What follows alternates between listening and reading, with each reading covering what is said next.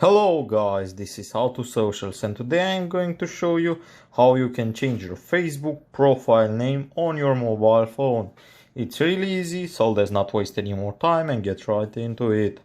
So the first thing that you need to do, on the top bar of your screen, just click on the little button with 3 lines and that should take you to a menu looking just like this. Here we are going to scroll down until we find settings and privacy.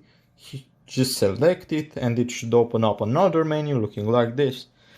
Here we are going to hit settings, and once we arrive on this page we are going to select the first option, which is personal information.